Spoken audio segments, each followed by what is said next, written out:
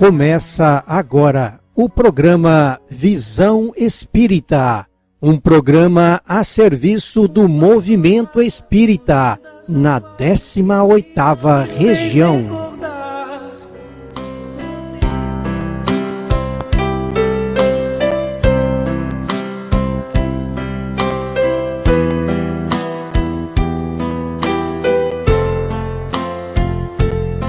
Deus, nosso Pai, que tendes poder e bondade, dai força àquele que procura a verdade. Ponde no coração do homem a compaixão e a caridade. Deus, dai ao viajor a estrela guia, ao aflito a consolação, ao doente o repouso. Pai, dai ao culpado o arrependimento, ao espírito a verdade, à criança o guia, ao órfão o pai. Senhor, que vossa bondade se estenda sobre tudo o que criastes. Piedade, Senhor, para aquele que não vos conhece, esperança para aquele que sofre. Que vossa bondade permita aos Espíritos Consoladores derramarem por toda a parte a paz, a esperança e a fé. Deus, um raio, uma faísca do vosso amor pode abrasar a terra. Deixai-nos beber nas fontes fecundas e infinitas, e todas as lágrimas secarão, todas as dores acalmar-se-ão. Um só coração, um só pensamento subirá até vós, como um grito de reconhecimento e amor. Como Moisés sobre a montanha, nós vos esperamos com os braços abertos. Ó poder, ó bondade, ó beleza, ó perfeição. E queremos de algum modo alcançar a vossa misericórdia. Deus, dai-nos a força de ajudar o progresso a fim de subirmos até vós. Dai-nos a caridade pura, dai-nos a fé e a razão. Dai-nos a simplicidade que fará das nossas almas o espelho onde se refletirá a vossa imagem.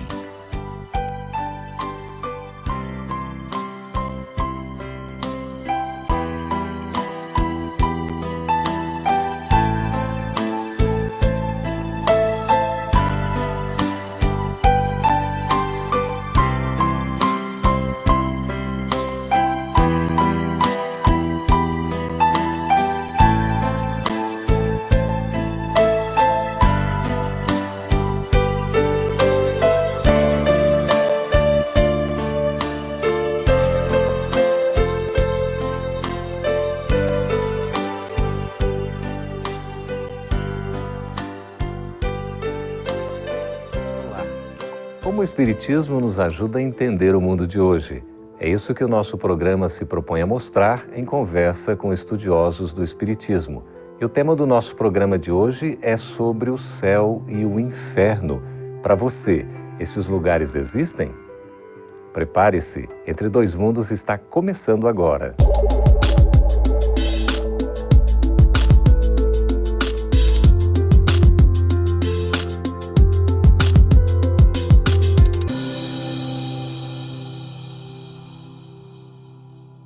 Você já se questionou para onde vai depois da morte? Essa é uma questão que intriga boa parte da humanidade. A gente quer saber para onde nós vamos depois que a gente vai morrer. E o céu e o inferno são as respostas mais comuns. Para a gente conversar sobre esse assunto, estamos recebendo aqui nos estúdios da FEB TV em Brasília, Armando Reis, trabalhador do Movimento Espírita do Distrito Federal. Seja bem-vindo, Armando. Muito obrigado. E também José Luiz, colaborador da Federação Espírita Brasileira. Seja bem-vindo, Zé. É um prazer. Pois é, essa questão do céu e do inferno acaba nos intrigando ainda, nos persegue e a gente fica com uma série de dúvidas. A primeira pergunta que a gente faz é a seguinte: para onde é que a gente vai, Armando, depois da morte? Voltamos para casa.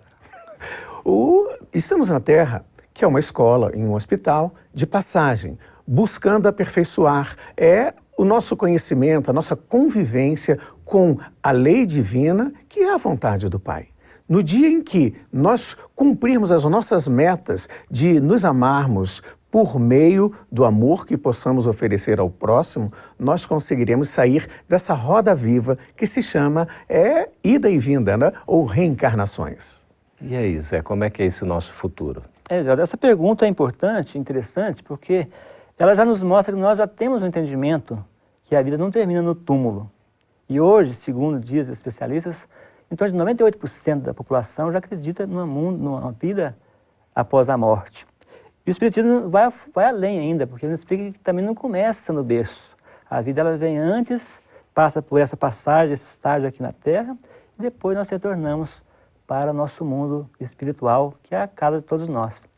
Gostaria até de dar um exemplo, para ficar mais claro. Às vezes uma pessoa mora no Brasil, por exemplo, e ela resolve fazer um estudo, estudar fora, fazer um intercâmbio cultural nos Estados Unidos, Alemanha, etc. Então ela tem aqui o seu convívio, a sua família. Então ela faz um planejamento, ela vai, passa um período lá naquele país. Quando ela conclui, ela retorna para junto dos seus aqui, né? Então seria isso. A Terra seria então, aqui no Brasil, seria o mundo espiritual. E lá, onde nós vamos fazer o nosso intercâmbio, seria o mundo que nós vamos apenas de passagem. Então, a nossa existência física aqui na Terra, ela é uma passagem. A gente está aqui temporariamente. E depois retornamos ao mundo real, que seria esse mundo espiritual. Sim. Por que, Armando, a gente se preocupa tanto com essa questão de céu e de inferno, então? Sim. O céu e o inferno são estados de alma. E nós precisamos entender que nós não somos matéria. Nós temos origem divina, e a origem divina está centrada em 3 elementos. Quando Deus nos criou, Ele nos deu a inteligência e nos permite o conhecimento e o exercício das qualidades morais. O estado de felicidade ou de infelicidade decorrerá das escolhas que fizermos em nosso favor dessas metas a serem atingidas. Porque quando a gente pensa, né, Zé, em céu e inferno, a gente está pensando que vai para um lugar. Um lugar. A gente está se deslocando, vai para um lugar, que um lugar muito bom como o céu e um lugar muito ruim que seria o inferno. Não existe um local circunscrito. Você não vai pôr no seu GPS assim, céu, né? Ou então inferno, porque não existe esse lugar. Esse lugar é aqui mesmo, onde nós estamos. E nós podemos estar, no momento, toda a felicidade no céu, e de repente pode acontecer um fato, até uma palavra que você coloca mal colocada, você pode então entrar no inferno, né? Tem a passagem que existia um reinado, e o rei então perguntou, chamou ali os seus sábios e perguntou, me explica o que é céu e inferno, qual a diferença entre céu e inferno? E eles não sabiam. Falei, eu não sei, mas de um reinado próximo aqui, tem uma pessoa que sabe. Eles foram para lá.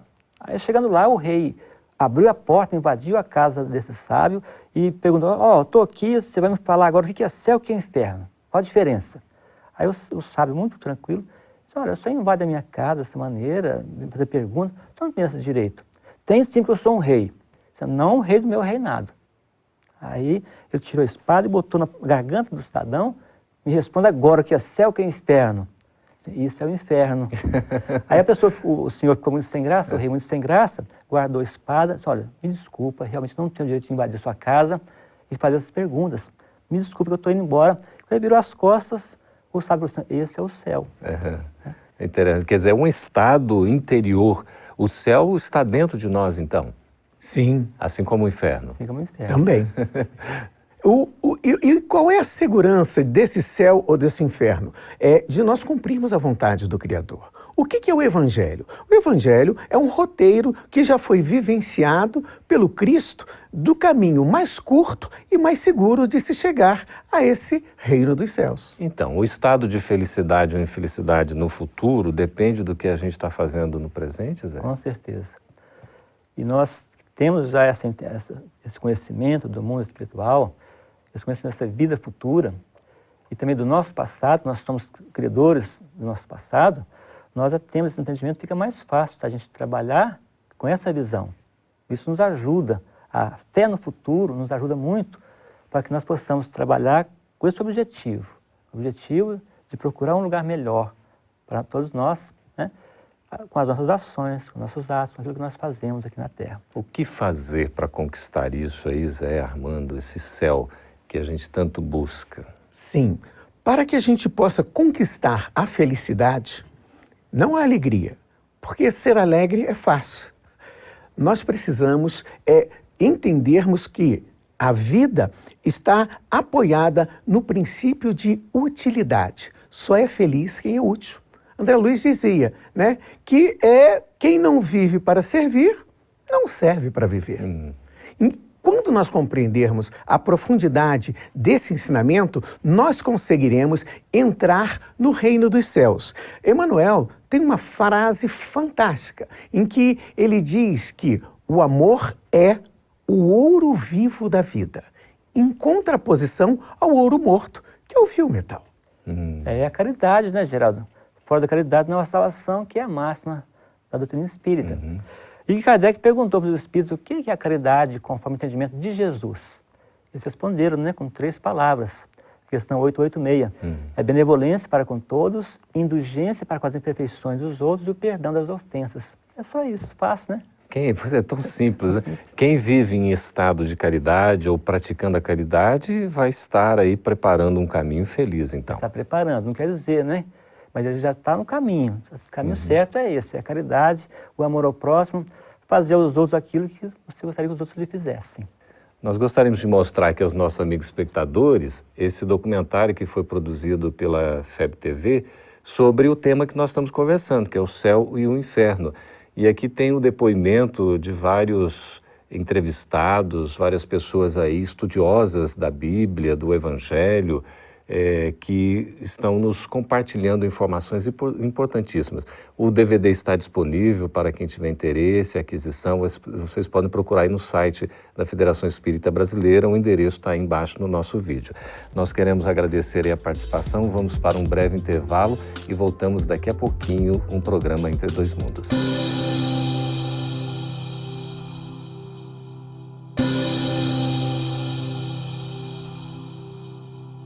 Estamos de volta com Entre Dois Mundos, conversando sobre o céu e o inferno. Armando e Luiz estão aqui, o Zé Luiz nos respondendo. É interessante que Allan Kardec dedicou uma obra específica para tratar desse assunto céu e inferno, que faz parte do chamado Pentateuco Espírita, né, codificação kardeciana, é o livro Céu e Inferno ou a Justiça Divina segundo o Espiritismo. Zé, você poderia nos mostrar o livro aí, não é? Sim. Olha, já tem 150 anos essa obra, é um assunto que a gente vive falando e a gente ainda precisa entender melhor sobre ele, não é? Geraldo, a gente percebe que essa obra tão importante de Kardec, que é lógico, tudo que Kardec fez foi importante, mas nós espíritas não temos muito hábito ainda de folhear, de compulsar as páginas dessa obra. Eu estou observando aqui que isso aqui é uma edição comemorativa e foram já produzidos 30 mil exemplares só dessa edição comemorativa, né? Mas o Evangelho, nós estamos em 260 mil exemplares. Então, olha a diferença, né, do Evangelho, dessa obra aqui. Então, o Evangelho é muito mais conhecido, muito mais né? Conhecido. Então, talvez seja o momento de divulgar essa obra mais, né? Até porque agora, com os 150 anos, que foi comprado no ano passado, muitas efemérides aconteceram no Brasil todo, onde a FEB apoiou, e essas efemérides fazem com que as pessoas tenham interesse pela obra. As casas estão implantando também os estudos dessa obra, que é importante, porque ela nos traz realmente assuntos muito importantes para todos nós. É uma obra muito rica, né, Armando? E trata inclusive do céu, do inferno, de anjos, de demônios, fala do plano espiritual, da comunicabilidade, e tem um capítulo ali que é muito interessante sobre a questão da morte, do passamento. Por que a gente ainda tem tanto medo da morte? Sim. Vou aproveitar um pouquinho o gancho do Zé anteriormente. Nós precisamos compreender que a doutrina espírita não é mais uma religião. A doutrina espírita é um programa de libertação de consciência e de coração. E, como programa, ela segue uma rotina administrativa. Nós temos planejamento, organização, execução, controle e a entrega do produto ou do serviço. O livro dos Espíritos é o planejamento, metas e mapas, endereços para a gente seguir. O livro dos Médiuns são as colunas da casa, é a parte da ciência.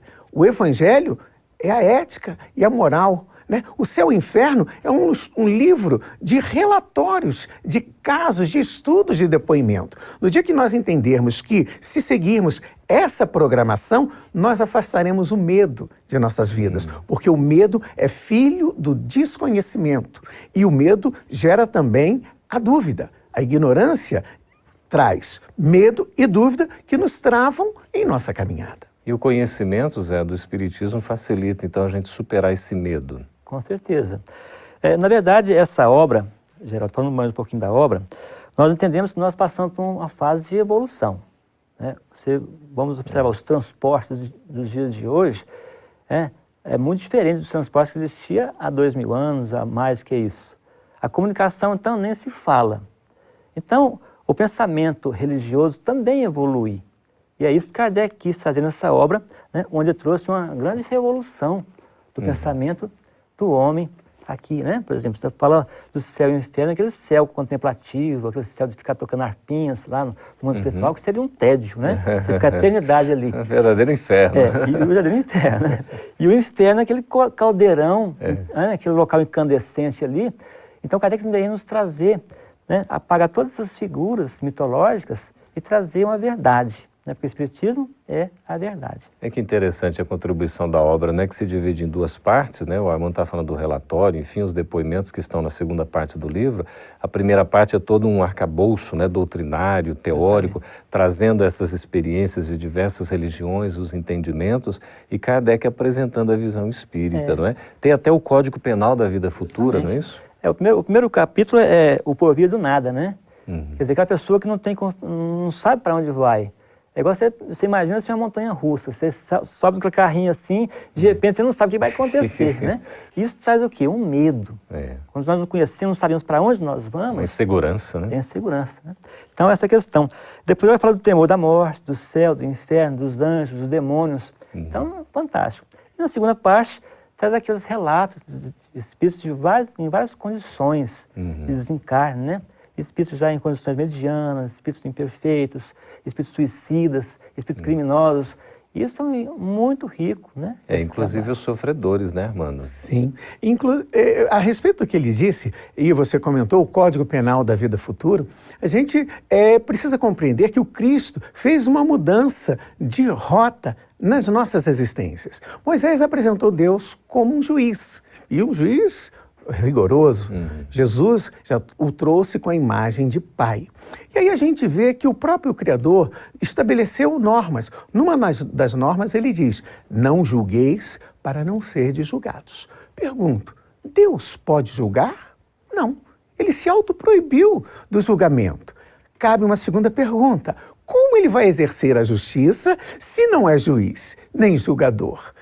No ato da criação, ele cria cada filho com um chip chamado consciência. E a consciência nos dá a competência de sermos juízes das nossas próprias escolhas, proibindo a terceirização dos nossos erros ou acertos e impedindo que terceiros venham nos julgar ou nos condenar. Quer dizer que é uma questão íntima mesmo, né?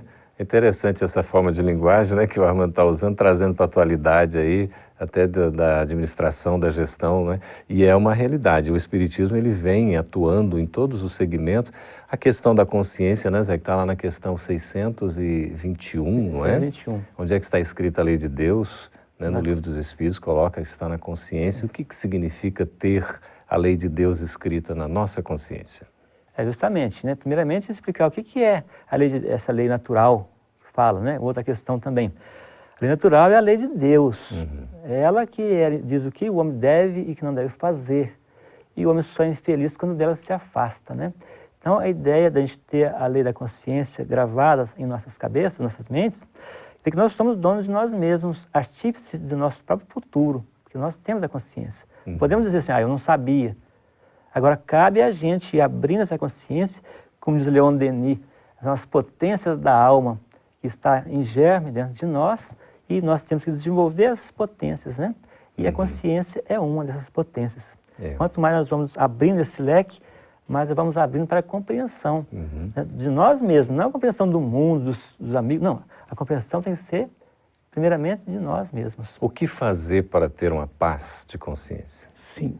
Qual é a pedagogia adotada por Deus, nosso Pai, para nos convencer de buscarmos o caminho reto? Na parábola do festim das bodas, que é o banquete, que é o estado de felicidade, o que a gente percebe? Na segunda parte dele, nós verificamos que alguém entrou na festa e não estava vestido com a túnica nupcial. O que o pai recomendou ao servo? Ate-lhe as mãos e os pés, e os lance nas trevas exteriores, onde haverá choros e ranger de dentes. Bom, nós sabemos que os judeus, eles não trabalhavam com metáforas, eles trabalhavam com a linguagem nua e crua. Naquela época não existia luz elétrica, o banquete era iluminado por tochas. O que acontece? Ali dentro a pessoa tinha segurança, iluminação, alimentação. Quando o rei... E é interessante lembrar isso. Toda vez que o Cristo fala assim, o reino dos céus é semelhante a um rei, ele vai falar de justiça. Vai estar falando de justiça, mais um momentinho só, Armando. A gente vai para um breve intervalo. Vamos voltar daqui a pouquinho já com as perguntas dos nossos espectadores. E o Armando conclui esse pensamento aí tão interessante. A gente volta daqui a pouquinho. Fique conosco.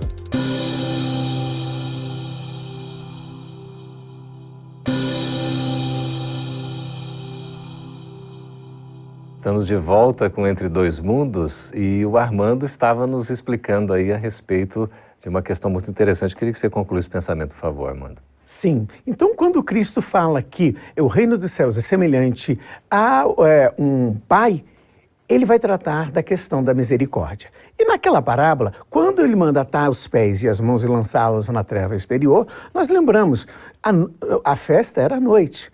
O deserto, à noite, é muito frio.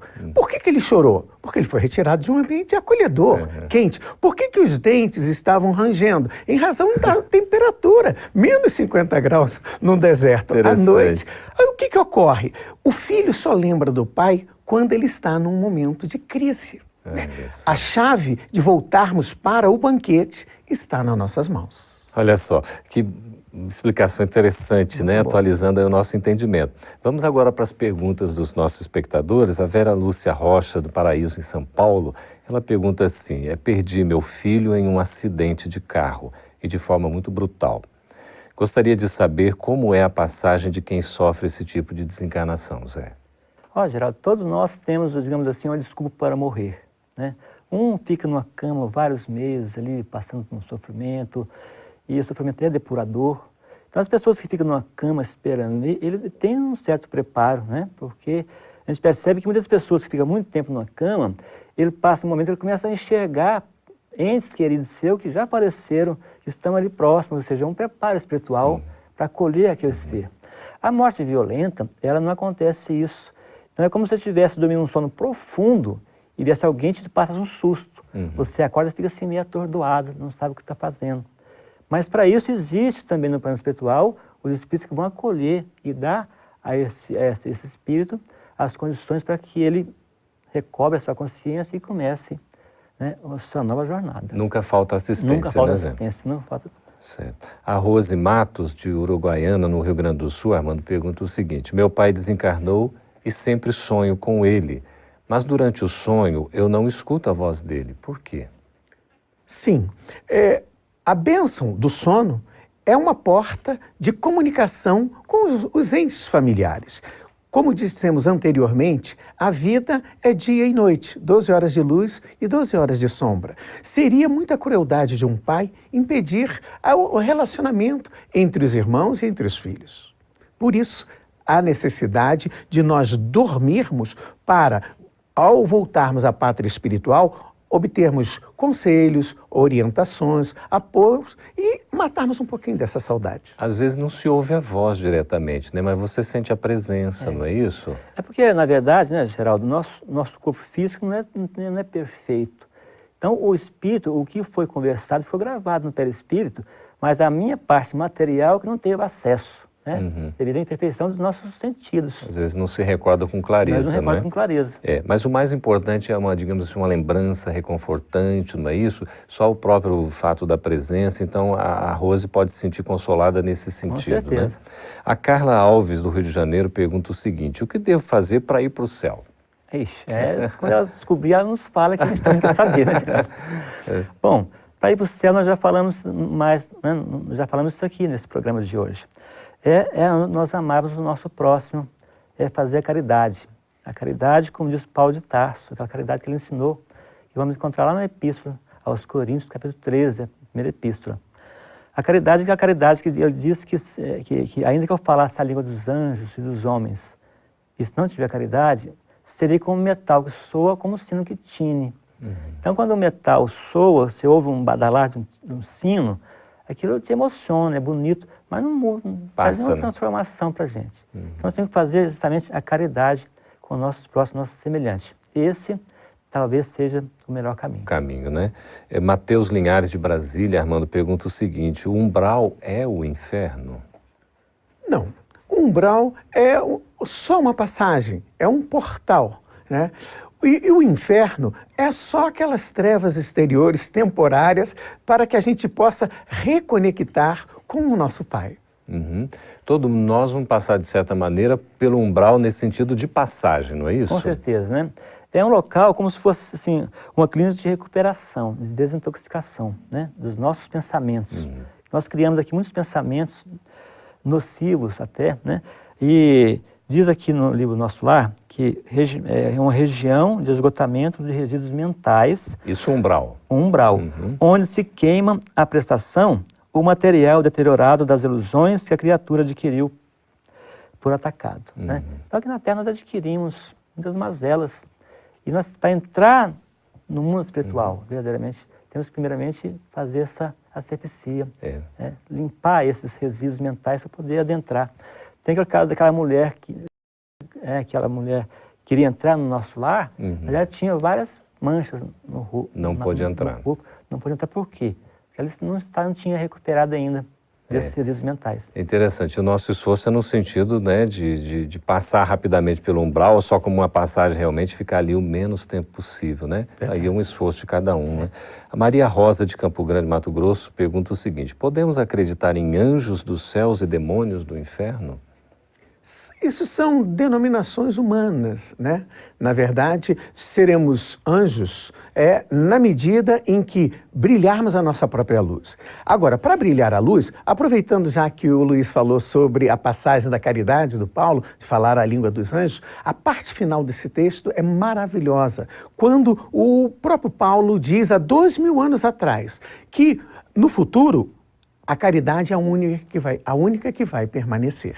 E aí ele diz que hoje eu vejo em espelho. E essa visão me confunde, mas dia virá em que eu verei face a face. Olha, a inteligência desse espírito naquela época. O que é ver espelho? É como nós vemos hoje. A luz externa incide sobre o objeto e reflete na nossa retina. Ver face a face é aquilo que o Cristo falou: brilhe a sua própria luz. Nós nos iluminamos e clareamos em nosso derredor. Interessante. Maria Alba, de Andrade Ramos, de Ibiraci, Minas Gerais, pergunta o seguinte: qual a diferença entre o céu e o inferno para a codificação de Allan Kardec, como o céu e o inferno em relação ao catolicismo? O céu e o inferno do catolicismo é aquele fato, nós citamos também, daquele céu contemplativo, né, onde nós vamos ficar ali na ociosidade por toda a eternidade. Imagina que a pessoa que aposenta com a idade mais jovem, ele vai ter que ser feito um preparo com ele para que ele não caia no tédio, que ele não caia na depressão, porque vai ficar ansioso. Você imagina ficar agora numa contemplação eterna, né? E o segundo lugar, o inferno, é aquele inferno que queima, que não dá oportunidade de você retornar para melhorar. Já o céu e o inferno, nós temos na doutrina espírita, é o estado de alma, onde nós vivemos de acordo com as nossas ações, com aquilo que nós produzimos em matéria de colocar em prática aquilo que nós temos dentro de nós. E o bem deve ser o nosso caminho para a conquista, né, dessa felicidade. Agradecemos, Luiz, a sua presença. Eu que agradeço. Agradecemos também, Armando, a sua presença aqui. Igualmente. Agradecemos a participação de todos vocês que nos escreveram. Continue escrevendo o endereço no nosso vídeo para vocês fazerem contato conosco. Se quiser acessar também esse e outros programas, podem assinar o canal Gotas de Luz, vai ser uma satisfação. Na divulgação da doutrina espírita, nós todos estamos juntos. Muito obrigado por sua presença e esteja conosco no próximo Entre Dois Mundos.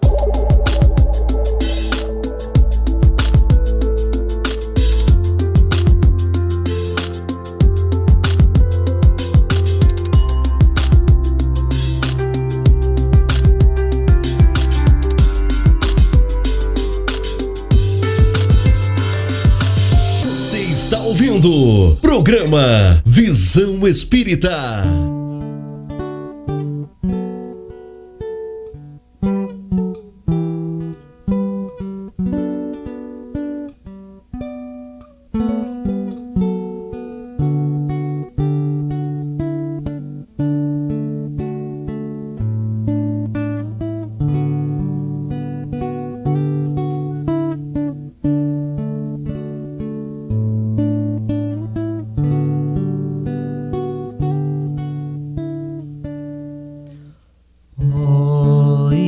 Sol, irmã lua, abram meus olhos, quero ver a luz.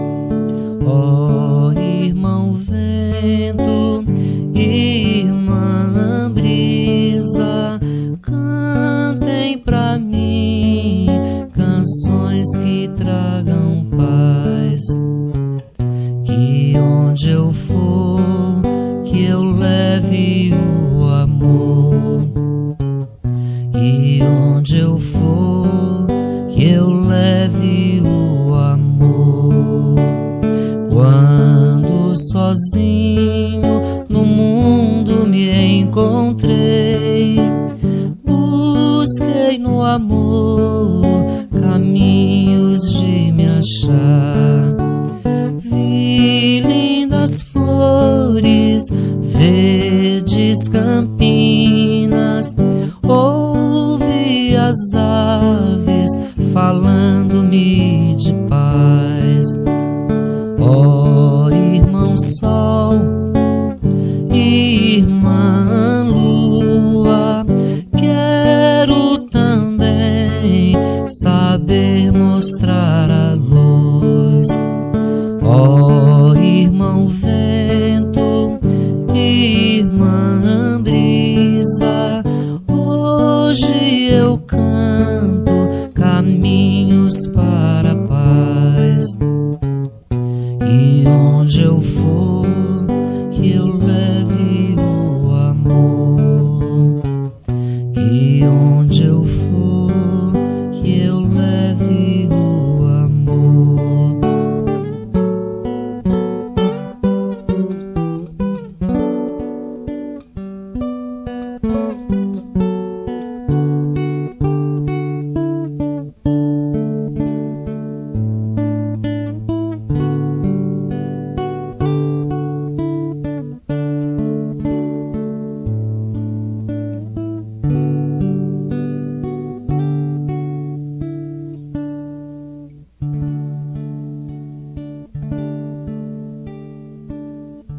Sete Minutos com Emmanuel.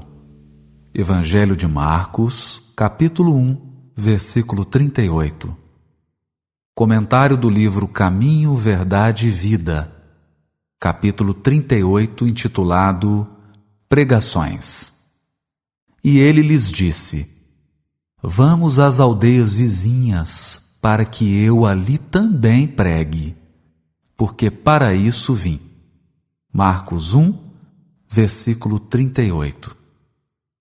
Comenta o benfeitor.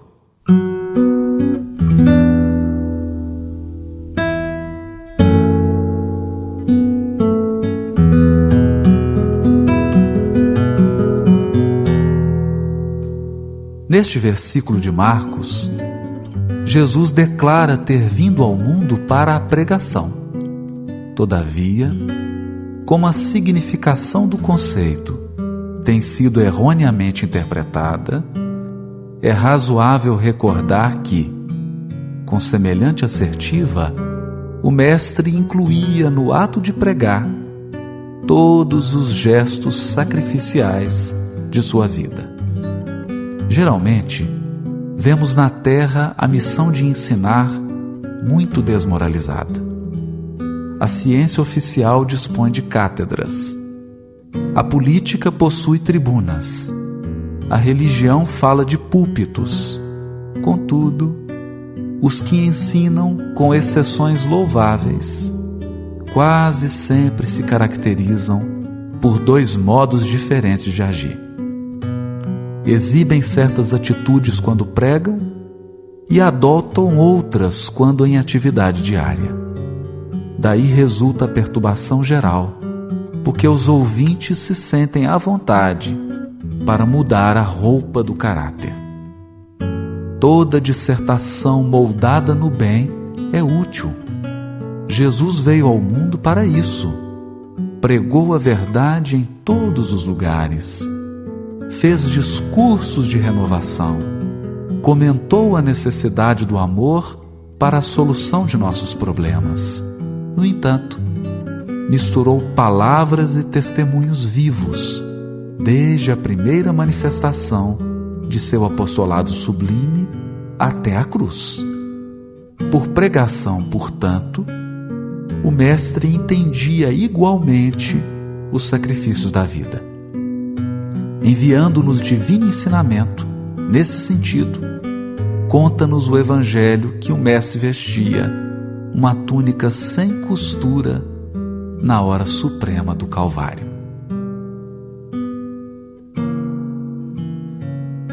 O versículo comentado pelo benfeitor Emmanuel está inserido na passagem do capítulo 1 do Evangelho de Marcos, intitulada Oração e Peregrinação na Galiléia, e vale a pena ser lida. Levantando-se de madrugada, saiu e retirou-se para um lugar ermo. Ali orava. Perseguiu Simão e os que estavam com ele. O encontraram e lhe dizem: todos te procuram. Diz-lhes: vamos a outros lugares, aos que possuem povoados, para que também ali proclame, pois vim para isto. Veio para as sinagogas deles, pela Galiléia inteira, proclamando e expulsando os daimons. Bonita passagem que revela Jesus acordando de madrugada e iniciando o trabalho de divulgação do Evangelho. Mas aqui sutilmente nos adverte Emmanuel: a proclamação do Evangelho, a pregação do Evangelho, tal como a entendia Jesus, é uma proclamação, uma pregação integral, porque envolve os elementos sublimes da fala, o dom sublime da palavra, todavia conjuga a exemplificação, o testemunho e o sacrifício pessoal. É que o exemplo da vida, a vivência do ensino pregado, confere força às palavras. Faz com que aquele que proclama seja envolvido numa luz de amor, de exemplo, capaz de arrastar todos os ouvintes, dando a ideia de que o proclamador veste uma túnica sem costura. Aquilo que ele fala é o que ele vive. Naturalmente, esse é o ideal que todos perseguimos. Ideal ainda nem sempre alcançado por todos nós que temos a tarefa da divulgação. Mas, mesmo com as limitações, é preciso seguir o modelo e o exemplo de Jesus e incorporar a cada dia na nossa fala, na nossa divulgação, a exemplificação e a nossa própria vida, com suas dores, seus sacrifícios e os seus testemunhos, para que a nossa fala reflita com segurança o ensino glorioso de Jesus. Dia virá em que a roupa do nosso caráter será semelhante à túnica envergada por Jesus no Calvário, uma túnica alva, brilhante e sem costura, revelando a coerência, a exemplificação, a vivência sublime do amor.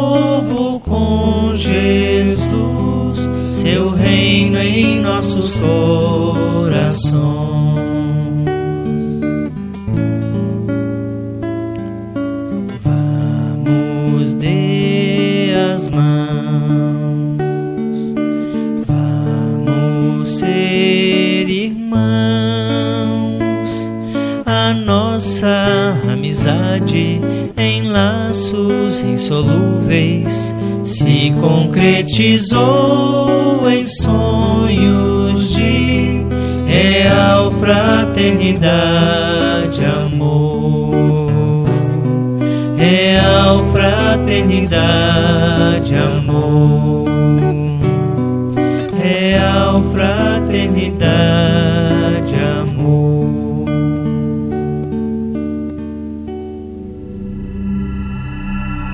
Mensagem do velho ao moço.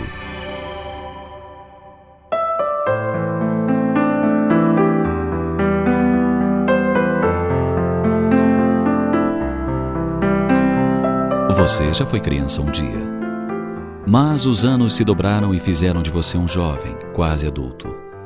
E agora, você me olha com certo desprezo, só porque muitos anos se dobraram para mim e hoje eu sou um velho. Você observa minhas mãos trêmulas e encarquilhadas e se esquece que foram as primeiras a acariciar as suas, inseguras na infância. Critica os meus passos lentos, vacilantes, esquecendo-se de que foram eles que orientaram seus primeiros passos. Reclama quando lhe peço para ler uma palavra que meus olhos já não conseguem vislumbrar com precisão, esquecido das várias palavras que eu repeti inúmeras vezes para que você aprendesse a falar. Fala da lentidão das minhas decisões, esquecendo-se de que suas primeiras decisões foram por elas balizadas.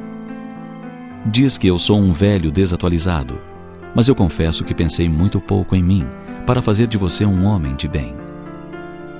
Reclama da minha saúde debilitada, mas creia, muito trabalho foi preciso para garantir a sua. Ri quando não pronuncio corretamente uma palavra, mas eu lhe afirmo que esqueci de mim mesmo para que você pudesse cursar uma universidade.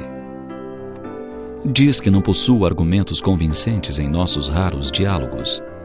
Todavia, muitas foram as vezes que advoguei em seu favor nas situações difíceis em que se envolvia.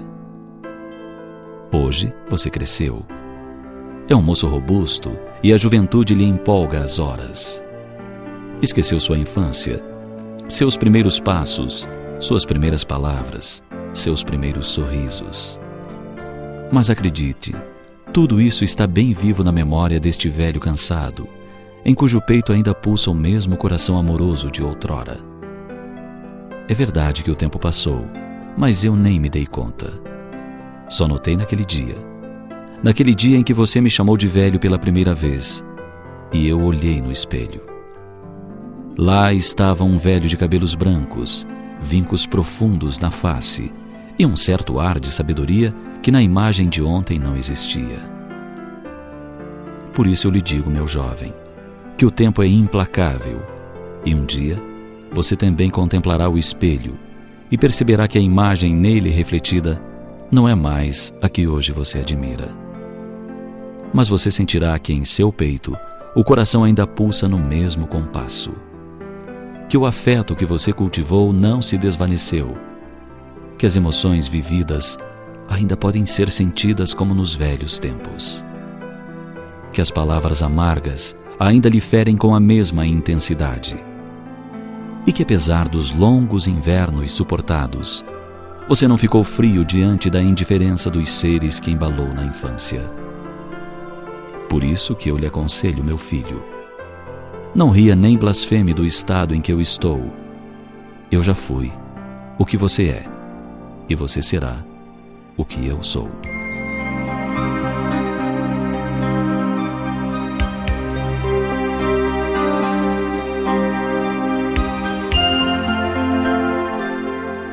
Aquele que despreza seus velhos é como o galho que deixa o tronco que o sustenta tombar sem apoio. A ingratidão para com os que nos sustentaram na infância é semente de amargura lançada no solo para a colheita futura. Assim, façamos aos nossos velhos o que gostaríamos que nos fizessem quando a nossa idade já estiver bastante avançada. Pensemos nisso.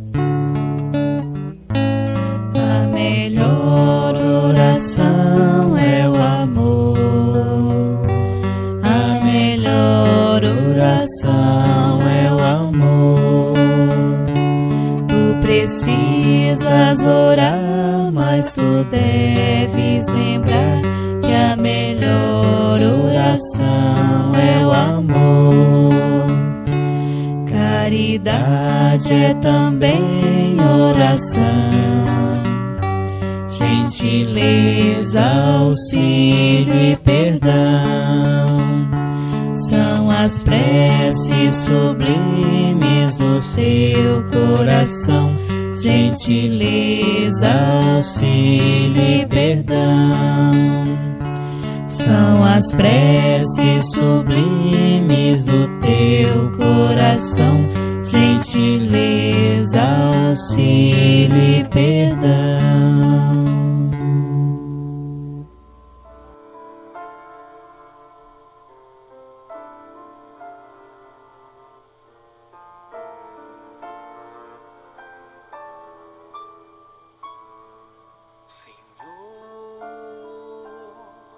Fazei-me um instrumento de vossa paz, onde houver ódio que eu leve o amor, onde houver ofensas que eu leve o perdão, e onde houver discórdia que eu leve a união, onde houver dúvidas que eu leve a fé,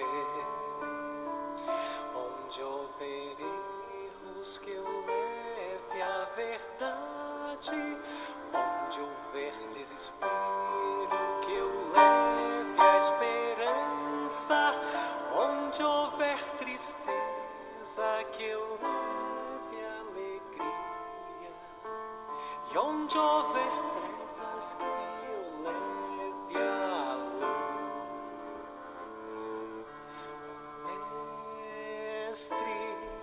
fazer que eu procure mais consolar que ser consolado, compreender que ser compreendido, amar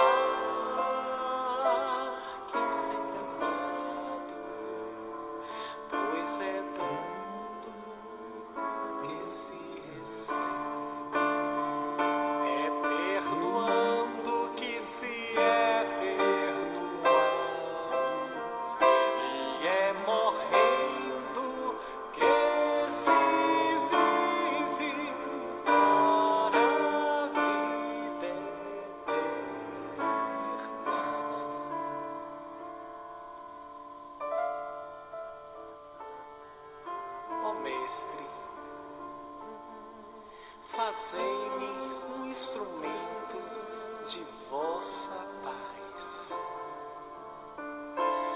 Onde houver ódio, que eu leve o amor. Onde houver ofensas, que eu leve o perdão. Onde houver discórdia, que eu leve a união. E onde houver dúvidas, que eu leve a fé. Onde houver erros, mestre amado, que eu leve a verdade. Onde houver desespero, a grandeza da esperança. E onde houver tristeza, a tua doce alegria. E onde houver trevas, que eu leve a luz. Ó Mestre, fazei que eu procure mais consolar que ser consolado, compreender e ser compreendido, amar que ser amado, pois é dando que se recebe, é perdoando que se é perdoado, e é morrendo que se vive para a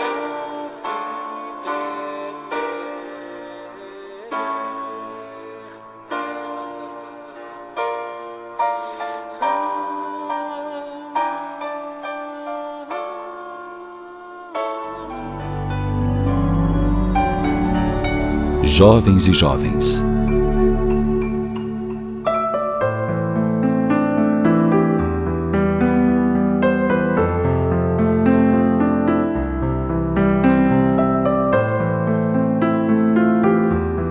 A juventude, os jovens, de modo geral, tem sido assunto constante nos noticiários.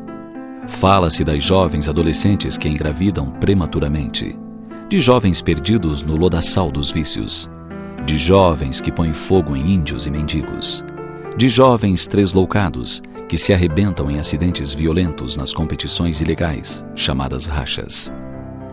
Quando lemos ou ouvimos tais informações, ficamos chocados com tantos desatinos e logo imaginamos o que será do futuro da Terra se a juventude está perdida. Todavia, os olhos e ouvidos interessados podem ler ou ouvir, vez que outra, uma tímida notícia de jovens que se dedicam com fervor ao bem geral. São jovens cientistas premiados pelos esforços dedicados em busca de melhor qualidade de vida para enfermos anônimos.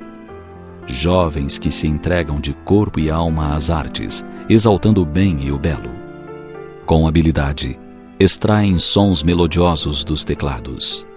Com graciosidade, cantam, dançam, fazem acrobacias nas quadras esportivas. Jovens saudáveis que dedicam o tempo a distrair e alegrar pessoas idosas e enfermas enclausuradas em envelhanatos. Adolescentes que se chocam com a miséria do próximo e envidam esforços para minorar-lhes o sofrimento.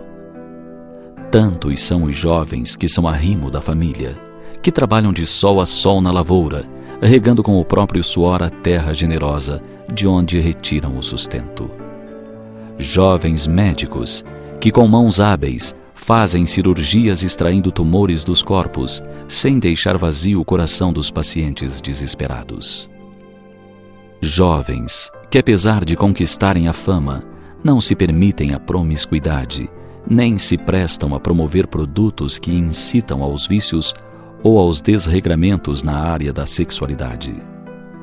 Jovens que falam do Cristo e buscam viver seus ensinos.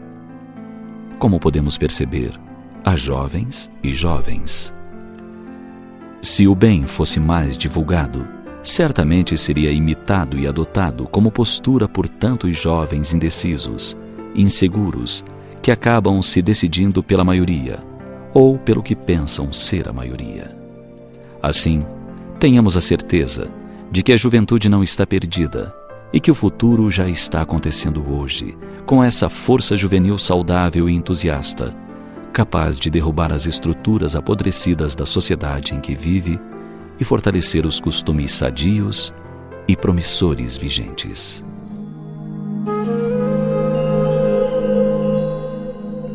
Pense nisso. Ser jovem é não ter cumplicidade negativa com o passado. É não se deixar contaminar pelos hábitos viciados de outras gerações. Ser jovem é viver com entusiasmo, semeando alegria com discernimento. A juventude é a primavera da vida, e o jovem sem entusiasmo é como uma flor sem perfume, que tende a ser derrubada pelos primeiros ventos do inverno. Portanto, o jovem, para ser feliz, deve erguer bem alto a bandeira da solidariedade, da fraternidade e da verdadeira liberdade, que é a paz da consciência tranquila.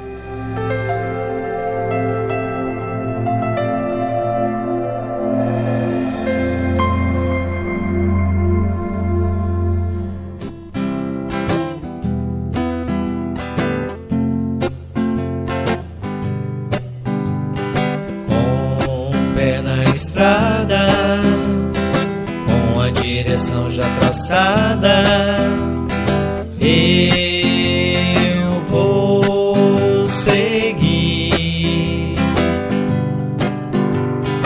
Com o pé na estrada, com a direção já traçada, eu vou seguir. Não olhes pra trás e nunca digas eu não sou capaz. Nunca digas eu não vou chegar. Eu já fui e vou, irei outras vezes se preciso for. Essa estrada é feita pra trilhar. Se Deus é o sol, somos a terra, então vamos nos iluminar. Se a vida é a chance de nos melhorar, vamos então aproveitar. Não olhes para trás e nunca digas eu não sou capaz. Nunca digas eu não vou chegar. Eu já fui e vou, irei outras vezes se preciso for. Essa estrada é feita pra trilhar. Com o pé na estrada.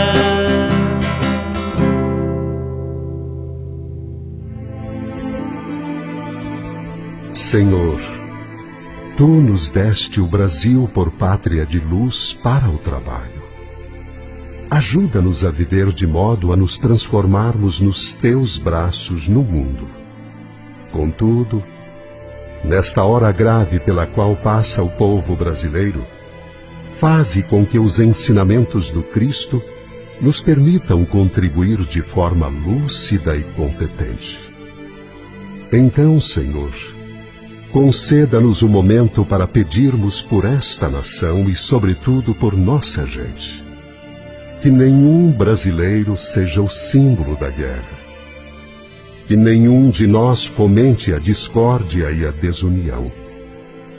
Que nas lutas da vida, nossas armas sejam a honestidade, a bondade, a dignidade e a força irrefreável do labor. Que nossas críticas ferinas sejam transmutadas no apoio moral e na ordem que do alto emana. Pacificai. que as disputas no cenário político sejam um convite à reflexão e que o refletir traduza a necessidade da ação por meio da disciplina e da democracia conscientes. Eurípides Barçanufo. Disse alguém, laços fortes criou, responsável tu és. Você acabou de ouvir o programa Visão Espírita. Muita paz a todos.